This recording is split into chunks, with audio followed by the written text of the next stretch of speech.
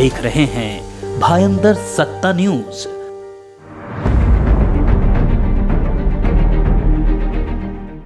नेमक्या भावना काय एकत्र आपण पहिल्यांदाच पक्षप्रवेशाच्या वेळी दिसताय, काय संदेश द्यायचा आहे नेमका? की शिवसेना आणि भाजप एक इमोशनल युती, आम्ही 25 वर्ष सोबत राहिलो, ठीक आहे, कधी नेत्यांची भांडणं झाली असतील, पण आम्ही विचाराने आणि मनाने एक आहोत।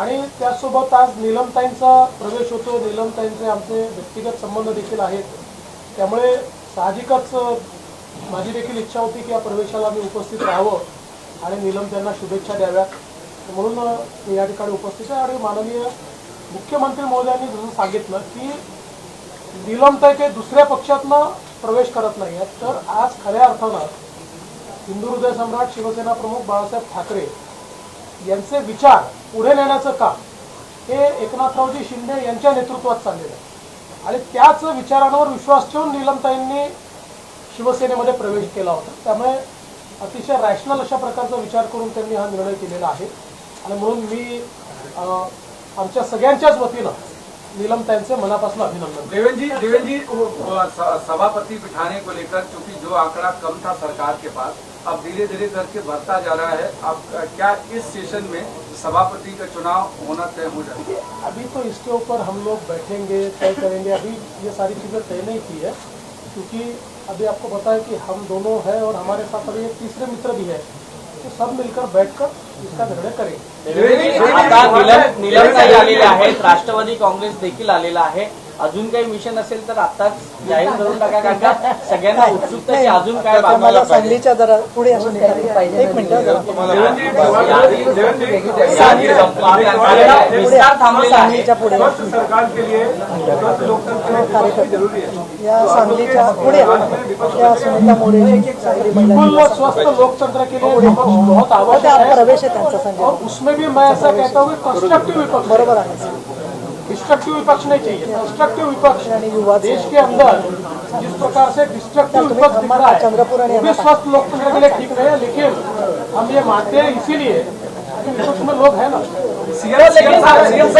पवार साहब अभी दौरा करने वाले हैं, दौरा शुरू होगा नासिक से, वो कह रहे हैं कि दूसरे पार्टी को खड़ा करेंगे देखो, और एक बड़ा चैलेंज जो है आने वाले समय में आजादी की सरकार को मिल सकता है, आपको लगता है क्या जब वो घूम रहे होंगे? देखिए, पहली बात तो यह है कि जैसा उन्होंने अनाउंस किया है, अजित दादा ने भी अनाउंस किया है कि वो भी सभाएं करेंगे। सीएम साहब और मैं तो पूरे राज्य में घूम रहे हैं, हमारी तो हर 2 दिन बाद एक सभा या तो सीएम साहब की होती है, मेरी होती है, सभाएं हम भी कर रहे हैं। देखिए, हमारी सभाओं को भी तो लोग आते हैं ना, 30-40 हजार लोग हमारी सभाओं को भी आते हैं। लोकतंत्र है भाई, जिसको सभा करनी है करे। 83 साल का योद्धा मैदान में, 83 साल का योद्धा जब वो कहते हैं, आप किस तरीके से देखते हैं 83 साल का हमारी उनको शुभकामनाएं हैं, वो 100 साल तक जिए, जितने साल तक राजनीति करना है करे। अब उनके कुछ लोगों को ये लगता है कि वो 83 साल ऐसा उल्लेख करके एक सिंपैथी लेने की कोशिश उनके कुछ कार्यकर्ता कर रहे हैं, हम लोग उसकी ओर ध्यान नहीं दें।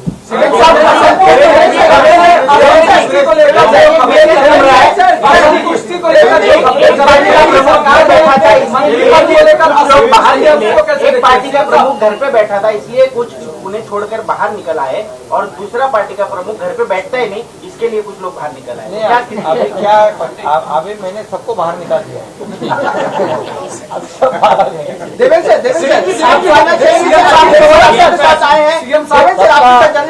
इलाज भी हो गया है, किसी को पट्टे बिट्टे लग गए तो पट्टे भी निकल गए और घूम रहे सर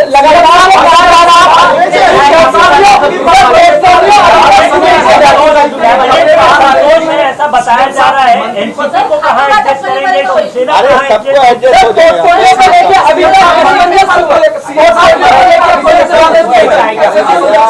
सही वक्त पे हम लोग सब करेंगे, बैठेंगे हम लोग तीनों भी साथ में और सब बराबर हो जाएगा, कोई चिंता मत करो।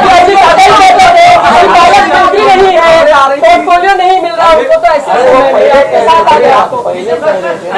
अच्छा जिस तरह से इनकमिंग चालू है, ऐसा लगता है विपक्ष में मात्र 2 नेता बनेंगे, क्या 2 ही नेता रह जाएंगे? तो ये बात उन्होंने सोचनी चाहिए। ये नौबत क्यों आई है, इसका आरोप लगाने से आत्म परीक्षण आत्मचिंतन करने की नौबत आई है। आरोप लगाने के बदले आत्म परीक्षण करना चाहिए। तो केवल नाराज क्यों हो? उन्होंने जैसे का वो अवकाश देना चाहता है, कई पार्टियों से ऑफर है कि इस स्थिति में पंकजा मुंडे के राजनीतिक क्यों है? अरे भाई, एक समय एक आदमी पूछो ना यार। बात कर रहे हैं भारतीय जनता पक्षाच्या राष्ट्रीय सचिव आहेत, ते आमच्या पक्षाच्या एक ज्येष्ठ नेत्या आहेत। आत्ता त्यांनी असं सांगितलेलं आहे की 2 महिने मी त्या ठिकाणी सुट्टी घेणार आहे। आम्ही त्यांच्याशी संवाद करू, त्यांच्या मनात काय ते जाणून घेऊ। ही शक्यता आहे की आज समजा एनसीपी आमच्यासोबत आलं तर आमच्या पक्षातल्या काही लोकांचा त्यांच्याशी संघर्ष होता, त्यामुळे सगळ्यांनाच ते एकदम रुचेल, पटेल, आवडेल, सगळे स्वागत करतील असं आम्ही समजत नाही, आमच्यासोबत आलेली समजत नाही। त्यामुळे या सगळ्या परिस्थितीमध्ये संवादात्मक मार्ग निघत असतो। भारतीय जनता पार्टीचे शीर्षस्थ नेते, कारण पंकजाताई या देशाच्या भारतीय जनता पक्षाच्या सचिव आहेत, त्यामुळे आमचे जे वरिष्ठ नेते आहेत ते त्यांच्याशी संवाद करतात। पंकजाताई ये हमारी भारतीय जनता पार्टी की नेशनल सेक्रेटरी है, वो राष्ट्रीय स्तर की हमारी नेता है और उन्होंने उनकी कुछ व्यक्तिगत मत भी है। विशेष रूप से आज राष्ट्रवादी कांग्रेस हमारे साथ आने के बाद ये बात तो सही है कि हमारे यहाँ के कुछ लोगों का लगातार संघर्ष राष्ट्रवादी कांग्रेस से रहा है, तो एक दिन में तो सारे लोग उसको एक्सेप्ट भी नहीं कर सकते, इसलिए ऐसे कोई ना कोई चीज़ें सामने आएगी। लेकिन मैं ये मानता हूँ कि पंकजाताई भारतीय जनता पार्टी के वरिष्ठ नेता है, वो हमेशा पार्टी के साथ रही हुई है, इसलिए हमारे पार्टी का शीर्षस्थ नेतृत्व उनसे बातचीत करेगा। उनके मन में अगर कोई बात होगी तो हम समझ लेंगे और मुझे ऐसा लगता है कि हमारे पार्टी में लगातार वो काम करती रहेगी और अच्छे तरीके से नेतृत्व भी करती रहेगी। शिंदे साहब, आपसे सवाल है कि आपके पार्टी के भीतर भी लगातार नाराजगी है, वो सामने आ रही है। आपको किसी ने कहा है? नहीं, इस तरह की बात अरे भैया, कल ही महीने में परसों रात हमारी शाम को बैठक हुई है और उस बैठक में जो सवाल सभी लोगों के मन में थे, वो सभी सवालों का मतलब निपटारा हुआ है, निराकरण हुआ है। और जो अभी देखिए, अजीत दादा पवार जैसे मुख्यमंत्री जी ने कहा कि अभी यहाँ जब विपक्ष में थे तभी हमारे लोगों का भी, सभी लोगों का मेलजोल तो नहीं था ना उनके साथ, तो थोड़ा तो हो जाएगा, वो हुआ है, लेकिन वो सब समाधान हुआ है। हमारी पार्टी जो है, पहली बात आपको बताता हूँ मैं, जब हमने निर्णय लिया तब हम सत्ता में थे हम, मेरे साथ 8 मंत्री थे और सत्ता छोड़ने वाले हम लोग हैं। इसलिए हमारे विधायक जो है सत्ता की लालच में ये साथ में नहीं आए हैं। ये 50 लोग आए सत्ता की लालच में, कुर्सी की लालच में नहीं आए। जो कुर्सी और सत्ता के लालच में जो गलती 2019 में जिन्होंने की थी, उनको ये आज सब जो भुगतना पड़ रहा है वो ये उनकी गलती है। हम सत्ता की लालच में नहीं, हमको मालूम नहीं, मालूम था कि क्या होने वाला आगे, हम तो सत्ता से बाहर आ गए। इसलिए हमारे विधायक जो है समझदार है, विकास काम उनके चुनाव क्षेत्र में विकास करना चाहते, और 2.5 साल में उनको 1 रुपया नहीं मिला था। हमारे पिछले साल भर में उनके चुनाव क्षेत्र में इतने विकास के काम हुए हैं जो लोगों को चाहिए वो देने का काम किया है। ये मंत्री तो ठीक है, मिलते रहता है, जाते रहता है, वो परमानेंट नहीं है। तो इसलिए ऐसा कुछ सोचो मत। ये जो है, ये विपक्ष वाले बार बार ये अफवाह फैला रहे, बोले मुख्यमंत्री नाराज है, बोले यहाँ तक बोले कि मुख्यमंत्री इस्तीफा देने वाले हैं, क्या करने वाले हैं। ये सब उनके मन गढ़ंत कहानी है। और आप जो है, मैंने कल भी बताया है, उसको आप बताओ, उनको वो जो बोलते हैं वही मत बताओ। महाराष्ट्र में शरद पवार और उद्धव ठाकरे दोनों लोग दौरे पर जा रहे हैं और दोनों का कहना है सरकार के खिलाफ हम जनता को खड़ा करेंगे। अरे अच्छा है ना, जाने दो ना, क्या प्रॉब्लम है। अभी हम लोग जाते हैं, हजारों लोग आते हैं, हम 3 जाएंगे।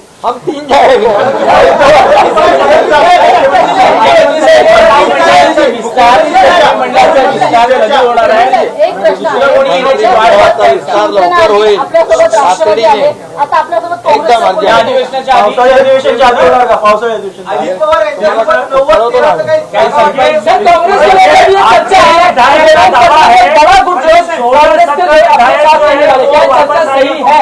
अशोक चव्हाण का नाम सबसे आगे। आप हमेशा ये याद रखना, जो चर्चा होती है वो कभी होता नहीं है, जो आपको पता नहीं होता है वही होता है।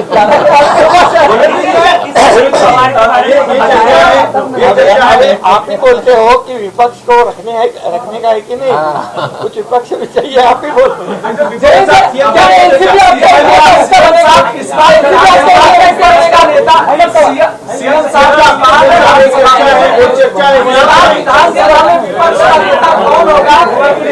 इस पर सवाल खड़ा होगा कि कौन होगा विपक्ष का? वो अध्यक्ष तय करेंगे।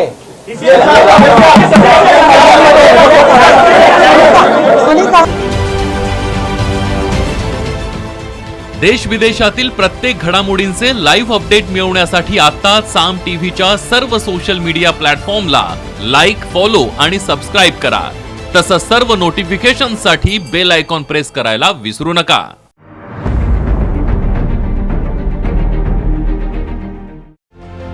आप देख रहे हैं भायंदर सत्ता न्यूज।